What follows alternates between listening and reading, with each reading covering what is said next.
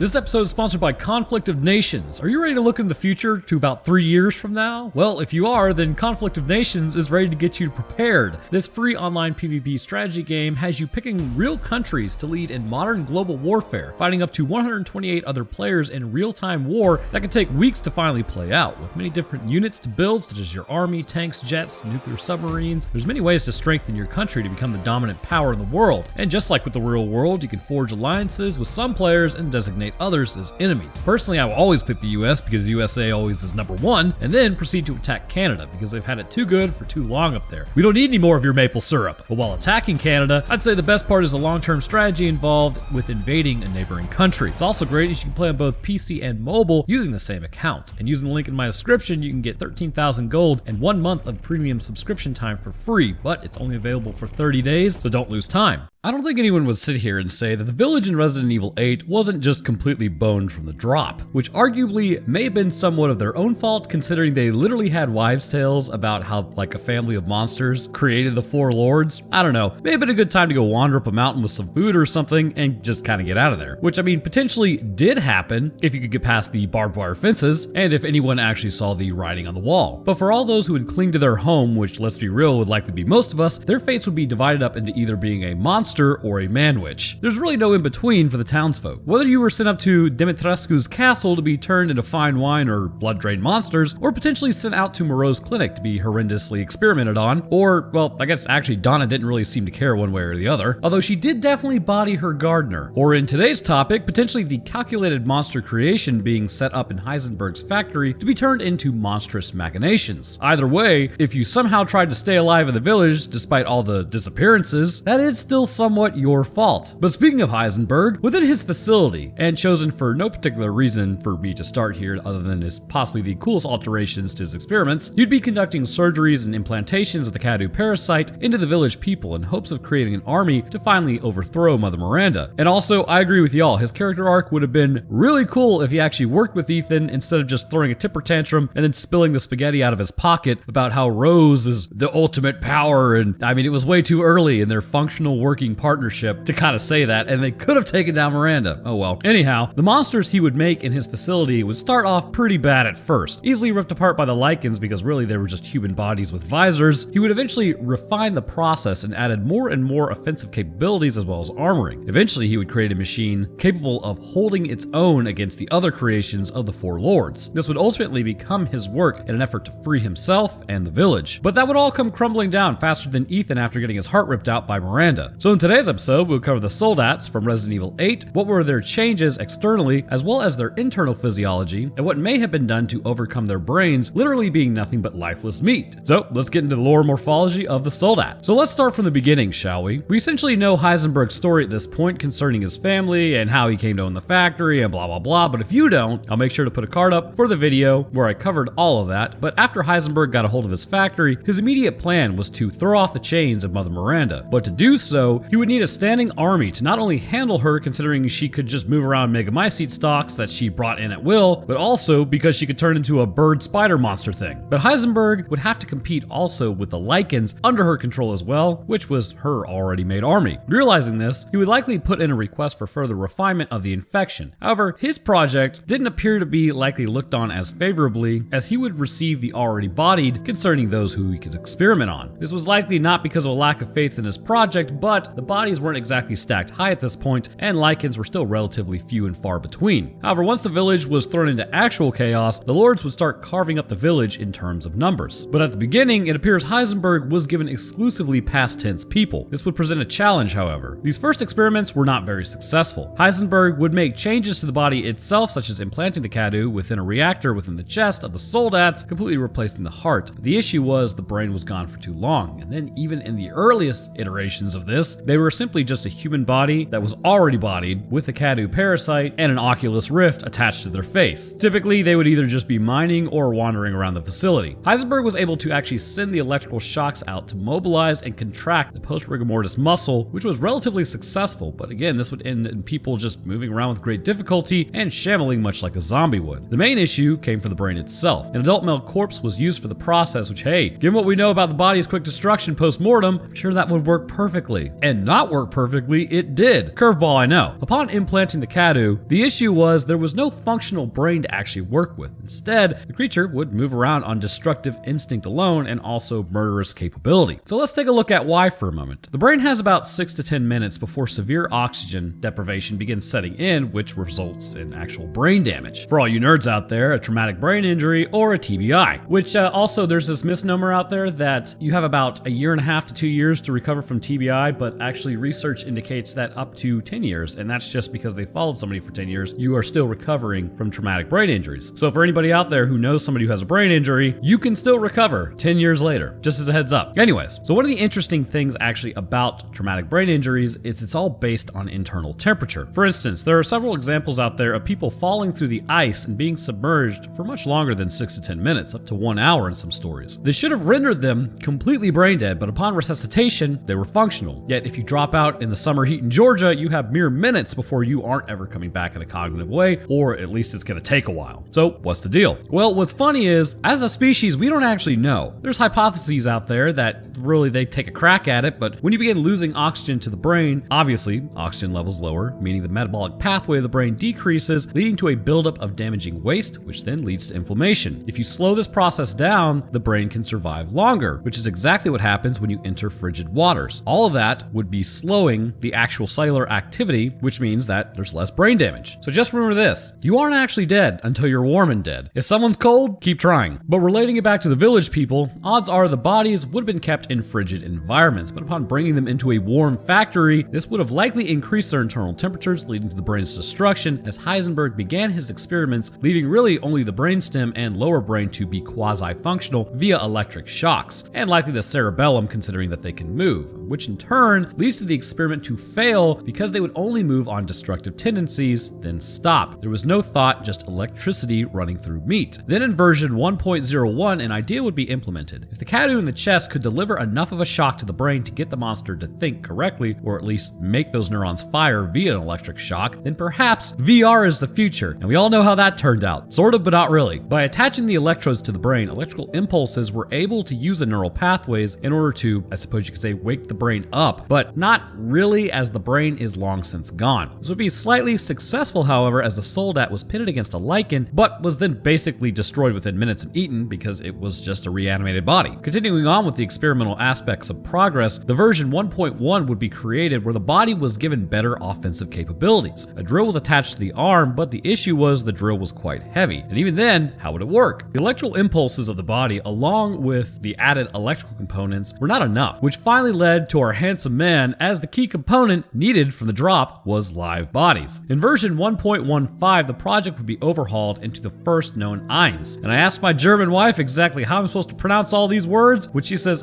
you know what, close enough. So I will take it. Eins is suspected of using live bodies, or at least alive for a little while. The heart of the villager would be ripped out, and quickly a reactor with a cadou were implanted into the body. The reactor would give Eins the ability to send powerful electric shocks throughout the body, allowing for the drill to be lifted and spun up to begin an attack. The issue is, however, as you might guess, the actual surgical procedure would take some time, and it would appear that the brain damage is still quite prevalent. It's also completely possible that the reactor allowing for such powerful shocks has damaged the central nervous system in some way, quite literally frying portions of the brain by being too powerful. However, what is left over is a creature that is capable of movement, but strained movement, as you see me following him here, and he's not really walking like a normal person would. They appear rigid, and then during their attack, there is considerable wind-up time as the drill is then thrown forward with a lot of power. The contractions of the muscle in the core, chest, shoulders, and arms would be quite powerful, likely leading to severe damage to the skeletal muscle as well as the actual joints in the area. Although considering what has been done to these people already, odds are the joints would just be replaced. Results are the end goal, not longevity of the body. This connection proved to be a turning point for the experiments as well. This was the base that would be used from here on out when deploying Eins. The output of damage would be greatly increased as it was able to completely tear apart 3 lichens within 1 minute. To Heisenberg, this was still a failure, but a learning one, as he would go on to notice the reactor located in the chest of Eins was open to hits, which, if too much damage was incurred, would cause it to explode, completely destroying the cadou as well as the body itself. Which this would lead to Zwei. Because you know what's better than 1 drill protecting a reactor? How about 2 drills? With Zwei, we see the implants and changes to the body are much more extensive, as Heisenberg was clearly working on this creature for longer. The first most obvious changes would be the 2 drills flanking either side of the arms. Presumably the hands are just completely gone, and this is actually said, but the forearms are still kept in there, likely squeezing mechanisms around the forearm muscle, allowing the drill to spin up. The other major alteration that we see is the breathing apparatus that likely has nothing to do with breathing, but is located on the face, which you may be asking yourself why, which let's go into the internal anatomy of this creature for a moment. And I say creature as it was clearly human, but it's definitely majorly altered now. We see all over the body, much like with Ein's, massive areas of skin have been cut away and then restapled back on, so the question becomes, why is this the case? Well, this looked to be a fairly extensive surgery, which would indicate potentially the body of Eins and Zwei would be more living than gone compared to the original forms, which definitely just appear like emaciated bodies. Because of this, it would have been in Heisenberg's best interest to keep as much of the tissue alive as possible, but with the electrical shock from the reactor still being in the chest and likely taking up too much room for the lungs to properly expand, a solution would be needed. To accompany this expansion issue, I would like to point out that if the lungs, should they get air into the space between the lung and chest wall, this results in a pneumothorax, which completely collapses the lung, stopping it from expanding. Now, given the location of the reactor, I would go out on a limb and say that there is no way this didn't happen, and there's also no way that the lungs are in an airtight container allowing them to function properly. So because of that, I believe the resulting surgery and cuts all over the body, as well as a tube running from the mouth to the throat area, would continue down into the body, allowing for supplemental oxygen to flow to the cells. But with the cadou infection, this would be limitedly needed, but still utilized in the metabolism of the cells. We see in the head itself, these cuts also continue, which is interesting because it tells us what happened here as well. We see the visor is no longer needed in the capacity that it could be with some Zwei and Eins, which would mean that brain activity would likely be more on par with what we would expect with infected, but probably not full humans. The eyes are exposed, meaning that the ocular tissue is still viable, as well as the optic nerve, with the occipital lobe still interpreting and sending signals to inspire movement within the muscle. Also, the eyes look like they've definitely seen some stuff. Now, something to note about the Eins and Zwei is they both can either have the visor or have their eyes visible. It would appear that those with the visor will still have their mouths completely exposed and appear that they may be breathing rather normal, which is interesting as it suggests that they do not have the issue of the punctured lung, whereas those without the visor appear to not have it because the mouthpiece needed to pump air into their bodies would be hindered by the oculus rift. So there appears to be some trade-off based on damage to the torso associated with the reactor install. Getting back to the working eyes and occipital lobe, it would appear that this information could be also sent to the cadou, who in turn uses the electrical shocks to move the body like a puppet. Basically, the body truly is nothing more than a meat mech for the cadou. Now, even the Zwei have one glaring issue. If you could get around Drill Arms McGee over here, he was actually still fairly slow. The lack of agility would be seen as a major issue for Heisenberg, because even if he was able to take out lichens, so can Ethan, and Ethan handles like a concrete fridge. Because of this, a new idea would be hatched. And what would likely have been a bushlight-fueled up at 3 a.m. sketching together ideas, engineering extravaganza, the jet would come to fruition. They say all science is simply built off other science that came before it, or liken it to standing on the shoulders of giants, so to speak. And that's no different here. Due to the output of the cadou reactor, there was more than enough electricity being fired within that thing to allow for new capabilities and features. Taking the Zwei, an upper portion would be added that would allow for increased agility and movement. However, other changes would likely be implemented in order for it to properly hunt. We see the lower half of the body is still standard. However, getting to the abdomen, metal tubing runs all over the portions of the apparatus that has been attached. Within the center exists the reactor, behind metal grating and slabs of metal protecting the chest. The reactor appears to sit front and center, and the head is still completely covered up. Wings flank either side of where the head sits, allowing for the jet to cut through the air with reduced drag. I mean, supposedly. There's a lot of jagged metal everywhere. The helmet portion has these tiny little turbine engines on either side of the wing, allowing for it to spin up quickly, providing propulsion as the jet jumps forward, giving it a much further range than you might imagine at speeds that would likely be quite difficult to dodge. What carries the bulk of the weight, however, are the two mounted microjet engines located on the back that allow it to push through the area quickly with a burst of speed. Should you not dodge, the speed at which the monster is coming in, coupled with the dual drill arms, can be used to impale and would easily crack through your sternum and abdomen and out through your spine with little to no issue. Plus, typically having drills shoved into your lung area, it's not good for your health. Because of the speed and agility that the jet could move with, this would show Heisenberg that he was onto something if the absolute medical crimes he committed earlier hadn't shown him that already. We can also assume that some process of routing oxygen into the body would be applied with the jet, because we see the tube exit through the mouth, which would likely be in the helmet. And the last thing concerning the helmet that I'll go into is we see a red light indicating that likely there is a camera set up allowing for the jet to see Ethan and begin his attack, but it also provides it with laser laser tracking as we see a laser exit its face, indicating where it will be jumping. Although given the wind-up time, it may have just been quicker to just run at him. I don't know. Overall, the jet would be one of the more successful and appears to be close to where Heisenberg had left off with his building. However, likely just prior to Ethan showing up, another version would be created, and this is possibly due to the cadou itself. Just like with the lichens, the cadou have a habit of increasing available human growth hormone in the body and pushing cells to divide to increase muscle mass. I mean, we can see this even with Einzwei and Jet. They are larger than the average villager likely would have been, unless every villager was just lifting all the time. Now, with the larger ones, to break away from normal human physiology, this would require new muscle strands to actually form, because if you didn't know, as your muscle grows, you still have the same amount of strands. After your workout, your body repairs and replaces damaged muscle fibers through a cellular process where it fuses muscle fibers together to form new muscle protein strands, or myofibrils. These repaired myofibrils increase in thickness and number to create muscle hypertrophy. So you'll never grow like new muscle on your body, but you can grow new myofibrils. The things that will be created on the larger lichens and I guess larger panzers, which we'll talk about in a moment, likely have actual new muscle. But now it's definitely certainly possible the cadou is committing to hypertrophy, because again, every villager who's been altered with the cadou is just muscular AF, but I would also say new strands are being formed altogether, seeing as strength still does not match the presentation, but also the body growth in general. We see that even with some lichens, they are larger than normal, as potentially they have a predisposition towards meat suit growth. This allowed the cadou to activate these pathways, increasing the size of that particular individual. This growth would be quite necessary, as not only would this allow them to be stronger, making them more viable in a fight, but in terms of our final soldat, this would allow them to literally wear more armoring to make them a tank, a panzer if you will. Now, that's probably not how you pronounce that, but for this one, I didn't ask my wife. Without this extra muscle mass, the electrical shock may not have been enough to cause the muscles to contract hard enough, thus more mass was needed. With these larger infected, the jet helmet would be abandoned for a more rounded one with the face completely covered. Several vents exist on the helmet in order to pump in air, as likely the same tech from the Zwei and Eins exists under this helmet. On the torso exists shoulder pads basically tipped with spikes on the left and kind of just jagged edges with a few spikes on the right. Titanium metal plates completely cover the reactor underneath, making it completely invulnerable to small force multiplication, as concussive force detonators must be used in order to break off pieces of the armor to allow for the reactor to actually be hit. The issue with the legs being exposed has also been addressed, with more simplistic armoring covering the legs of the panzer, likely being derived from iron as opposed to the titanium of the upper torso. On the arms exist several drills, which seems like a bit much, but if you take into consideration if he misses by just a little, the other will end up getting you the process, or he'll just knock you down and then shove the drills into your chest.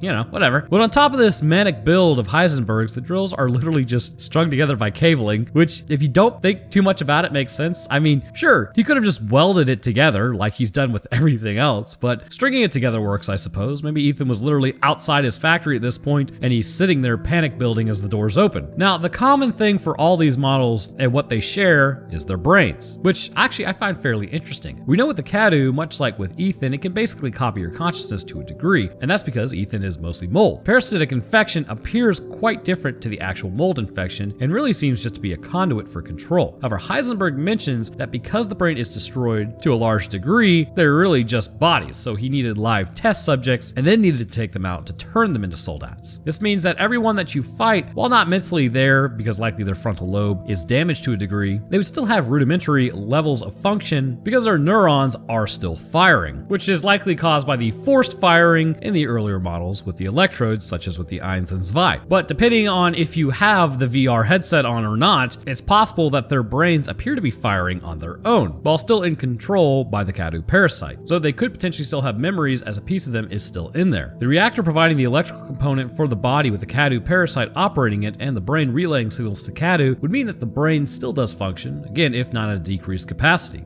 Due to this damage, it's likely it's not really the consciousness that we enjoy or even the level of thinking, but every once in a while, if an electrical impulse hits just right, the previous life of the soldat would be reignited in its own brain, but likely this is fleeting and would influence nothing as it still attacks. The final thing I want to discuss, which I mentioned previously in the actual platform used for these bodies, it can be assumed that they're all relatively similar to one another. For instance, they all have the portholes located sporadically all over their bodies, deep in their skin and skull. One of the things I also noticed notice, as I literally recorded this last night and gathered footage, was upon breaking the skin, what comes out is a sickly green-yellow color upon introducing lead to their body. So why is this? Well, we know that they are already dropped mostly prior to being turned into these monsters, but it would seem to me that this yellow-green material would need to be able to move oxygen around the body, but also likely act as a nutritive paste in order to help with cellular metabolism, because we know once the metabolism stops, the body calcifies. As of right now, we do not have anything medically that would be able to fill this role into this capacity, but it is being worked on. The material would need to replace all the blood in the body, and this may also be what's being pumped through the tubing around the body along with oxygen. All in all, once Heisenberg started using live bodies to turn into soldats after ripping out the hearts and putting the reactor in, it would become way more medically questionable than just using the bodies. I mean, I'm not saying it wasn't all medically and ethically questionable, but then again, that may be why you don't hire factory owners to conduct surgeries, also one that has clearly watched too much anime and then took on the villain persona. But anyhow, I want to thank you guys for watching. If you enjoyed, subscribing is always appreciated, as it shows me you guys are actively interested in the video game episodes that I create, because it's always a little hard to tell, and leaving a like is always appreciated. I'll drop my Twitter, Discord, Patreon, and merch links in the description. And speaking of patrons, I'd like to thank mine real quick. First, I would like to thank our astronaut, Wesley A. Weaver Jr. Thank you very much, man. I'd also like to thank our astrophysicist, Desk Dancer, as well as our scientist, Countryside Limbo. And to the rest of my patrons, I would like to thank you as well. Your help goes a long way towards keeping everything running and is greatly appreciated. Alright, so that's gonna do it for me. I hope everyone enjoyed, and I'll see y'all in the next one.